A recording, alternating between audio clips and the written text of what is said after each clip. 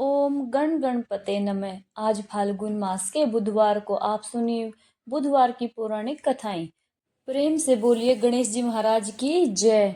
बहुत समय पहले की बात है। एक गांव में एक भाई बहन रहते थे। भाई बहुत गरीब था पर उसकी बहन पैसे वाली थी। जब बहन की ननंद का विवाह था तब बहन ने ना तो अपने भाई को विवाह में आने का निमंत्रण दिया और ना ही कोई चिट्ठी भेजी। भाई को बाहर वालों से पता चला कि उसकी बहन के ननंद का विवाह है। भाई ने अपने गांव वालों को बताया। तब गांव वालों ने अपनी बहन से चुनरी बिछिया और साड़ी जैसा जिनसे बन पड़ा कन्या के लिए दिया। भाई सारा सामान लेकर बहन के गांव पहुंचा। बहन के घर जाने पर बहन की देवरानी बोली, भाभी आपके भाई आए हैं। तो बहन ने पूछा, कैसे आए हैं और क्या पहना है? तब देवरानी ने कहा, पैदल आए हैं, फटी पगड़ी फटी धोती पहने हैं। तो बहन बोली, मेरे ससुर हवेली के सामने दुकान में बैठे हैं, मुझे शर्म आती है। भाई को बोलो पीछे के दरवाजे से आए। भाई के आते ही बहन ने भाई को एक कमरे में बंद कर बाहर से ताला लगा दिया। एक तरफ लड़की का विवाह हो रहा था, गाजे बाजे बज रहे थे, अतिथियों को भोजन करवाया जा रहा था और दूसरी तरफ भाई को कोई भी पानी तक पूछने वाला नहीं था। तभी भांजे की बहू को दया आई और उसने दरवाजा खोल दिया। दरवाजा खुलते ही भाई वहां से भागा। 2 दिन के भूखे प्यासे रहने के कारण उसे चक्कर आने लगे।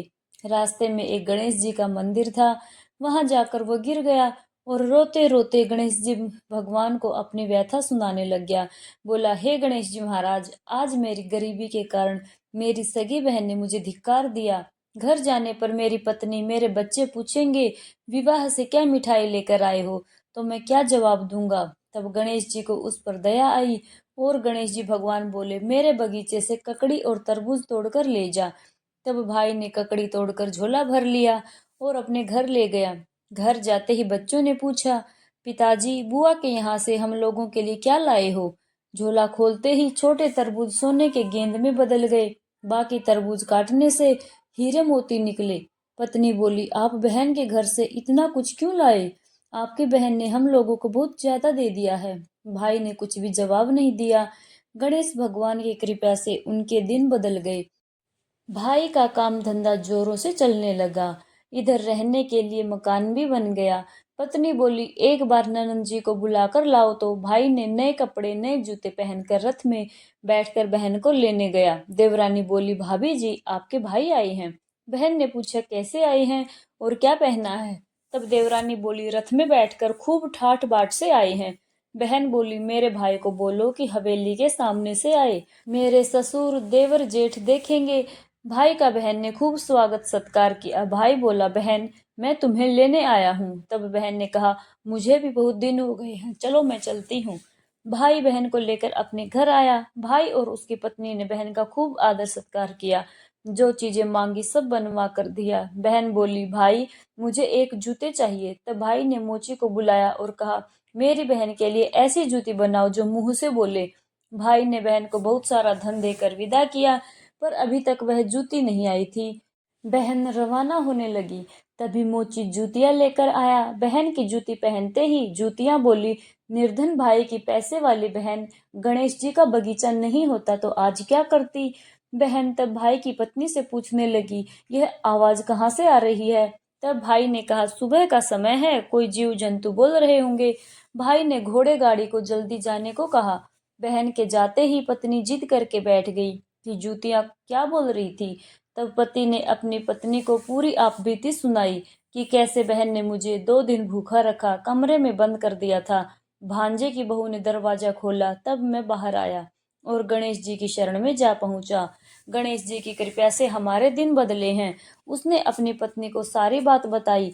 तब पत्नी बोली, अगर मुझे मालूम होता तो मैं आपकी बहन को कुछ नहीं देती, मेरा दिया हुआ सब कुछ वापस लेकर आओ। तब पति बोला, गणेश भगवान ने हमें सब दिया है, अगर वह मुझे भूखा प्यासा कमरे में बंद नहीं करती तो मैं भगवान गणेश के मंदिर क्यों जाता? क्या मैं गणेश जी को अपना दुखड़ा सुनाता? तुम अपना मन मैला मत करो, और अपने पर तो गणेश जी की कृपा है, और किस चीज की कमी है? फिर दोनों गणेश जी के आगे झुककर प्रणाम करते हैं और जयकारा लगाते हैं।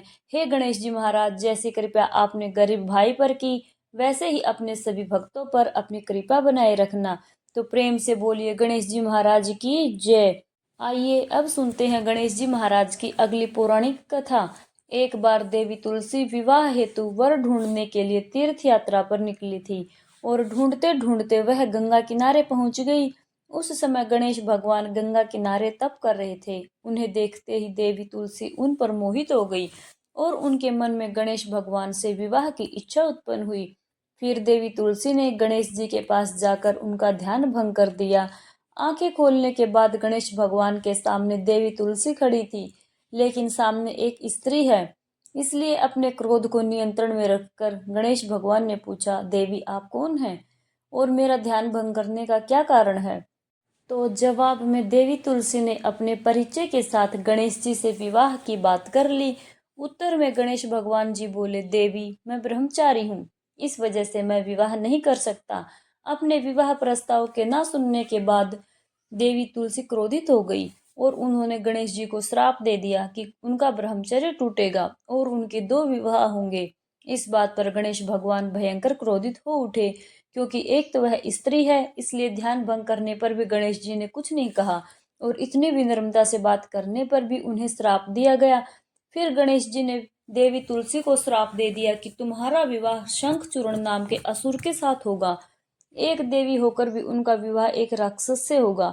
यह जानकर देवी तुलसी विचलित हो गई और विनायक जी से इस कठोर श्राप से मुक्ति दिलाने की क्षमा याचना करने लगी। फिर गणेश जी को तुलसी देवी पर दया आई। वे बोले कि मेरा श्राप तो बदल नहीं सकता, वह तो सच होकर ही रहेगा, लेकिन अगले जन्म में तुम एक पेड़ बनोगी और भगवान महाविष्णु जी को अत्यंत प्रिय होंगी। उनकी पूजा में भी तुम्हारा एक महत्वपूर्ण स्थान होगा और कलयुग के इंसानों को तो तुम मोक्ष का मार्ग दिखाओगी। लेकिन तुमने मेरा तप भंग किया है और मुझे ब्रह्मचारी होकर भी दो विवाह का श्राप भी दिया है, इसलिए मेरी किसी भी प्रकार की पूजा में तुम निषिद्ध रहोगी। इस प्रकार देवी तुलसी गणेश भगवान की पूजा में निषिद्ध हो गई। प्रेम से बोलिए गणेश भगवान की जय। गणेश जी की एक और पौराणिक कथा सुनते हैं। एक बार की बात है, एक गरीब और नेत्रहीन बूढ़ी माई थी।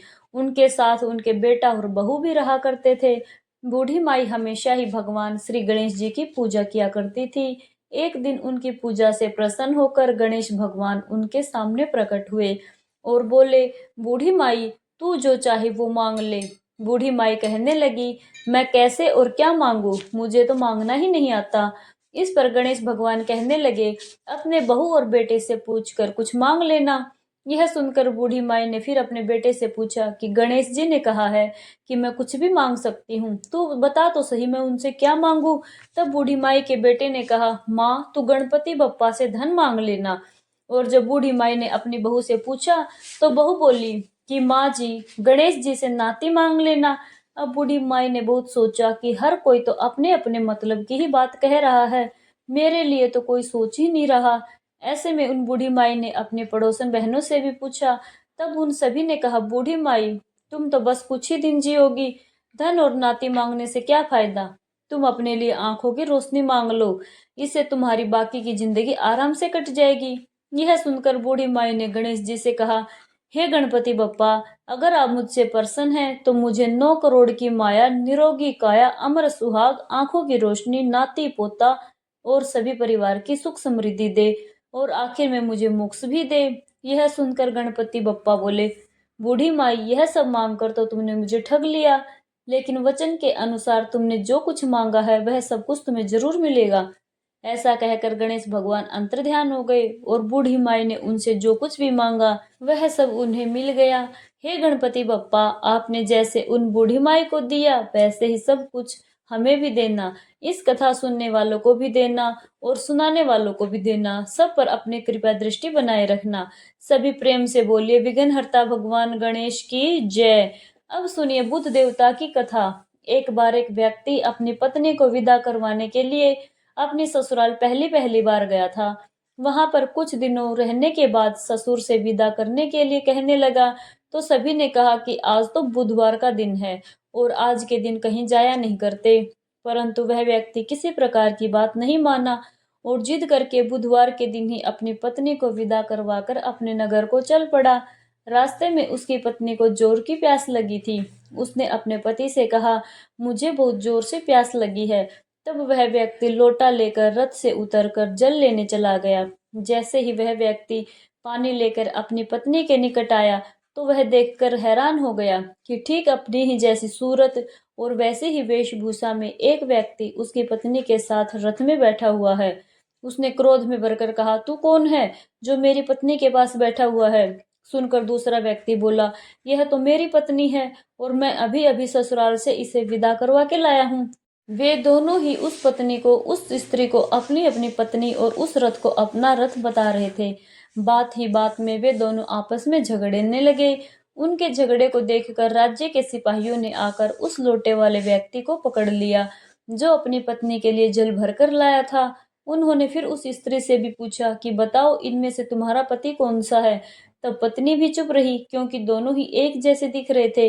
अब वह किसे अपना असली पति कहती? वह व्यक्ति ईश्वर से प्रार्थना करता हुआ बोला, हे परमेश्वर, यह क्या लीला है कि सच्चा झूठा बन रहा है और झूठा सच्चा। तभी आकाशवाणी हुई, हे मूर्ख, आज बुधवार के दिन तुझे विदाई नहीं करवानी थी, तूने किसी की बात नहीं मानी। यह सब लीला बुद्धदेव भगवान की है। फिर उस व्यक्ति ने बुद्धदेव से मन ही मन प्रार्थना की और अपनी गलती के लिए क्षमा मांगी। तब बुद्धदेव अंतर्ध्यान हो गए और साथ ही साथ वह उसका हमशक्ल व्यक्ति भी अंतर्ध्यान हो गया। तब वह अपनी पत्नी को लेकर घर आया तथा बुधवार का व्रत करके वे दोनों पति पत्नी नियम पूर्वक रहने लगे। जो व्यक्ति इस कथा को पढ़ता अथवा श्रवण करता है उसको बुधवार के दिन यात्रा करने का दोष भी नहीं लगता और उसको सभी प्रकार के सुखों की भी प्राप्ति हो जाती है। यह थी बुधवार व्रत की कथा। सभी प्रेम से बोलिए बुद्ध देवता की जय। अब सुनिए गणेश भगवान की आरती। जय गणेश जय गणेश जय गणेश देवा, माता जाकी पार्वती पिता महादेवा।